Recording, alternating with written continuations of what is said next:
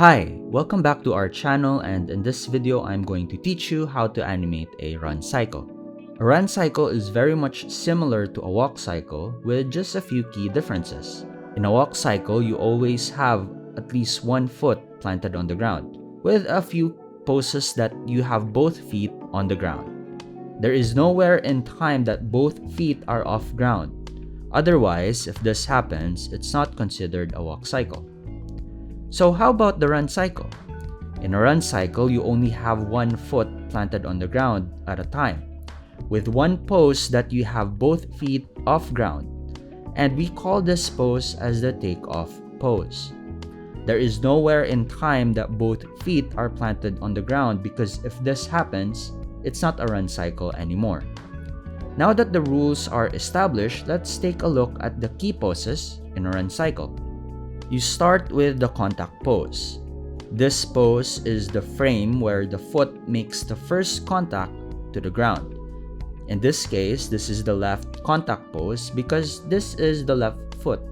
The left leg is straight with the left foot pointed upwards. The right foot is off ground with the right knee bent. The contact pose is also where the arms are in its full swing.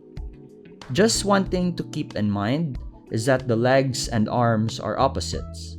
So if the left foot is forward, then the left arm is at the back. The next pose is the down passing pose. In this pose, the body moves down. The left foot planted on the ground with the left knee bent. The right foot is still off ground with the right leg bent forward. This is the point in time where you make the switch. The right leg is beginning to overtake the left leg. So you'll see that the right leg moves forward while the left leg goes back. The same with the arms. The right arm is moving back and the left arm moving forward. The next pose is the up pose. Now in this pose, we have the left leg on the back and the right leg on the front. The left leg is straight and the left heel raised up. You can also think of it like the left leg is on its maximum stretch and is ready to take off. The arms are also completed the switching of the position. We now have the right arm at the back and the left arm forward. The next pose is the takeoff pose. This is the pose where both feet are off ground. This is also the highest point that the body would reach in the whole run cycle. We now have the left foot off ground with the left knee bent. We also have the lower right leg forward in preparation for the landing. And the next frame is the contact pose for the right leg. And now we have the right foot making its first contact to the ground. Now let's do the rest of the other side. The same concept still applies, but just the other leg.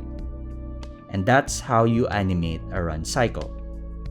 If you want to learn more about animation, we have Skillshare classes that are geared towards beginners. I will leave all links in the description below. We have a frame-by-frame for beginners class where I will teach you how to animate a cute character jumping. We also have a detailed class on how to animate a walk cycle, and a class on how to animate liquid trails, where I'll teach you how to morph in and morph out a plant. If you use our link in the description below, then you'll get a free trial of Skillshare Premium, so you can begin learning right away. That's it for now.